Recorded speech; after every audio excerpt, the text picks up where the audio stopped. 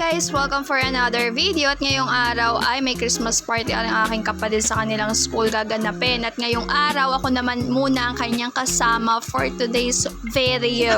Hi guys, pupunta na kami sa Christmas party. Hi guys, may Christmas party kami ngayon. Pupunta na kami sa high school. At ayan nga guys, nandito na kami sa school at nasa room na rin kami ng aking kapatid.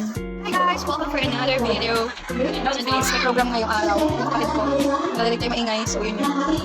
Mamaya guys, abangan nyo lahat ng mangyayari. Mapalaro, event. Morning na. Ngayon guys, nag-assembly pa sila. Mamaya mag-start na. Yung Christmas party ng mga bata. So, ganito guys ang setup ng kanilang classroom. Unang pagpasok niya, bungad na agad yung gifts bago yung mga chairs dyan. So, nandito sila ngayon guys sa gym dahil may mga pa-program muna bago magkaroon ng party sa kanilang classroom ang mga bata. Ayan nga, dahil matagal-tagal pa matatapos yung program ay kaya nag-aantay lang ako di at nakaupo lamang ako sa loob ng classroom ng aking kapatid dahil sa pag-aantay kaya na matatapos yung program. Ayos lang din naman matagalan dahil matagal pa namang nadating yung mga pagkain din eh. At least naihahanda rin yung mga pagkain bago pa dumating ang mga bata at magutom. At ayan nga naliliyan ang mga bata. So nagsisimula na ang ating Christmas party. Para nagbalik tanaw lahat ng aking alaala nung ako'y bata pa. Yung tuwing malapit na ang Pasko, di na napapasok yung mga pa-Christmas party, mga pag-games, exchange gift. Talagang bata ka pala, ma-excite ka na talaga. Eh ngayong college, iba na ang ating posisyon ngayon. Tayo na magpapaganap ng mga ganyan. Kung may mga pakanaka yung mga Christmas party, regaluhan na ganyan. Ay ngayon sa kalalagyan ko ngayon, ay wala yata. Ako ngayon natanong ng inay at ng itay. Abayan, sabi ko naman sa akin, kayo ga, wala ka kayong Christmas party. Ay napaisip-isip naman ako, nalulungkot ako para sa sarili ko na wala man lang ako matatanggap na regalo. At ayun nga, mabalik na nga tayo din. Yari ng mga batang aray magpapaputok na ng lobo. At tingnan nyo naman ang reaksyon ng aking kapatid. Ay, hindi ko malaman kung anong posisyon yan eh. Ano ka posisyon yan, tutoy? Eh, wag ka namang gayaan. Sa totoo lang, guys, ayan talaga takot sa lobo. Ay, nagtataka nga ako, ito may pag-akit pa sa upuan. Eh, samantala makanya mga babaeng kaklase din eh, ita mo. Ayun, nagpapaputok ng lobo. Siya takot na takot din eh.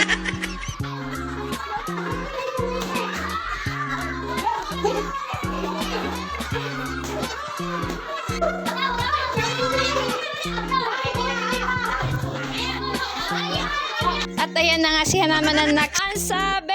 Nabulol na nga. So ayan naman, sunod naman ay si Rock dyan naman ang sunod na maglalaro. Titingnan natin paano siya magre-react sa pagputok ng bola. Ng bola? Ng lobo. Kung paano ipuputok yung lobo.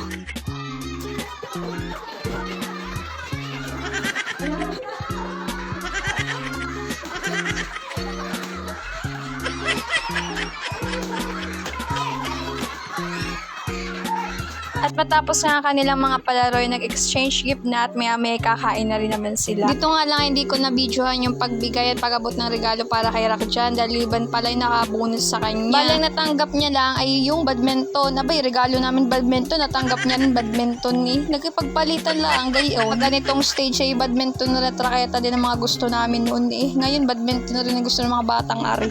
At bilang bata at may Christmas party palagi sa classroom ay syempre hindi mawawala si Santa Claus. Chan, kamusta ang inyong nangyayari dito? Masaya. Merry Christmas everyone! Merry Christmas everyone! Basta ka sa party? Maglalaro ako sa labas. Maglalaro ako sa labas. Dahil bunis na. Diba ate bunis? May pasok pa. Galing. Oo nga, may pasok pa bukas. Wala pa. Ay, wala na. Ano sabi? Ay, lunes na, biyernes. Biyernes, sabi ko. Mga natanggap mong regalo? Masaya. Paano masaya? Ano ako? Ano? Anong blue? Uy, ako na rin. Sumisabi. Patingin nga. Akin na lang, patingin. Akin na lang yan, pambabayan. Ay, baka babae. Ang lalaki, ari. Hindi ah. Tingnan mo. Monkey. I love buhon. Ito. I love you. Babae ah. Babay ka na sa ating... Bye-bye. Ano sabihin mo? Masaya. Merry Christmas.